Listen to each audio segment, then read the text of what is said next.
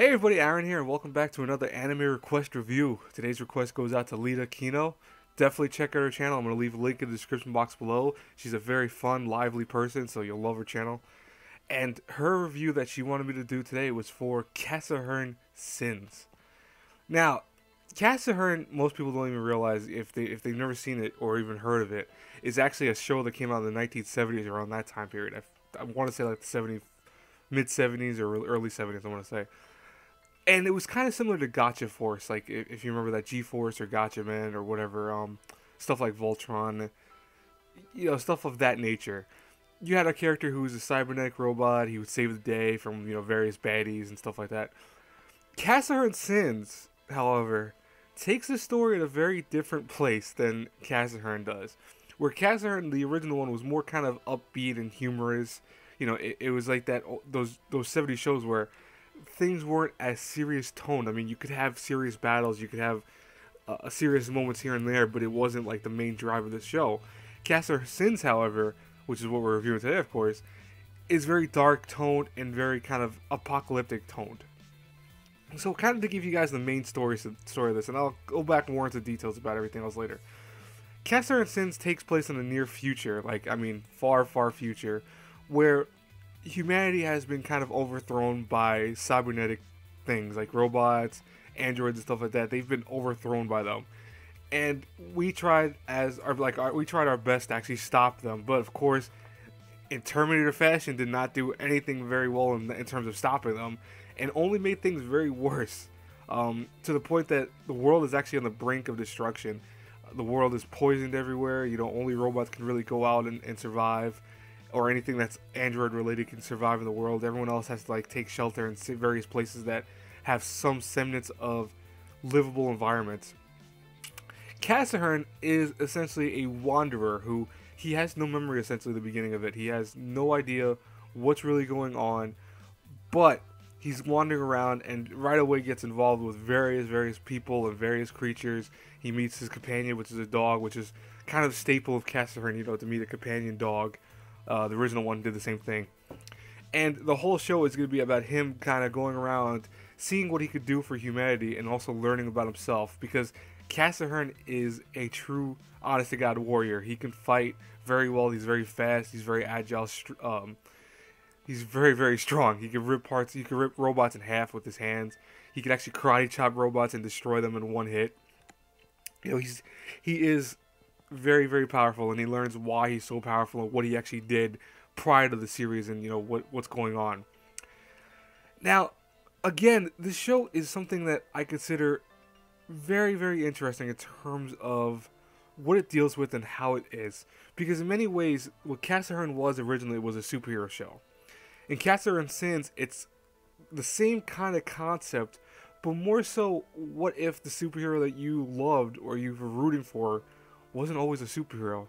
What if he was a very dark person? You don't know that initially right off the bat, and not spoiling anything because I'm not going to tell you who he is or not, but he feels like he wasn't a good person at one time, and he feels that he's a lot of blood on his hands, which he might or might not. I'm not going to spoil it. I'll tell you guys it's not really hard to figure out yourself, but it is how it is. But what's great about the show in general is that it just really deals with this kind of dark tone to it, that it's always kind of, I want to say, melancholy about how Casshern lives and how he's reacting with the people that he meets and he starts caring for as the series progresses. Now, what was funny about Casshern, and this is just a little bit backstory more so than a part of the review, but when I was first introduced to Casshern, it wasn't the original Casshern. It was actually a movie that came out, I think, around 2000. I want to say 2007, maybe 2006, around that time period. It was a live action movie, and I consider it one of my favorite live action movies, like Japanese movies like that are anime that are live action. It is awesome. It's a great, great movie, and I always want to do a review of the show. I might not. I'm not 100% sure, but I want to see if I really am going to do one. But that's what I got introduced with Casshern, and after that I went to this, and it's crazy because this is so different than every other Casshern that came out. I mean, the first one, of course, is very upbeat and humorous. The movie's kind of dark tone also, but it's more so a little less dark tone about the apocalyptic world. More so, it's like the beginning concept of the apocalypse, if that makes any sense. And this is just like in the forefront. This kind of reminds me, if you guys ever seen Mad Max, it almost kind of reminds me of that tone setting, like where Mad Max is at the brink of everything being at the end of everything. You know what I mean? If that makes any sense. It's that concept that, you know, the world is essentially over, but there are still crops of humanity surviving here and there, trying to make do with what they have. That's what Casshern Sins, I think, falls under, like almost that Mad Max that Mad Max kind of concept. But overall, what do I think of Mad Max? Well, let's look at the details. The storyline for it is very cliched, I want to say, but I think it handles itself pretty well with the kind of melodrama it puts into the show. You know, it fuses the kind of main story with this dark tone that's always going to be there, but also with this feeling of looking for oneself. You know, if you've ever been one person who's felt like yourself almost wandering around trying to figure out who you are, what you're trying to be in this world, it kind of almost reminds you of that character. It's almost like you could put yourself in Casshern's position, because he's really not understanding fully what he is, and he knows that he can fight, he knows he can do certain things, but he doesn't really know how he can do that. Now, story-wise, but like I said, the story though is cliche. It's been done before. You know, this is not new. The post-apocalyptic world is not unheard of, and nor is the kind of robots taking over the world kind of concept not unheard of either. But it's not that bad. I think it's still very good, and I love the kind of show's take with it. You know, how it really deals with everything. The ending is also not that bad. It's predictable, but it's not that bad. I liked it. It just kind of does a good ending point that doesn't make you really feel like you need more, nor does it make you feel like, oh, I'm going to lose out if I don't have any more.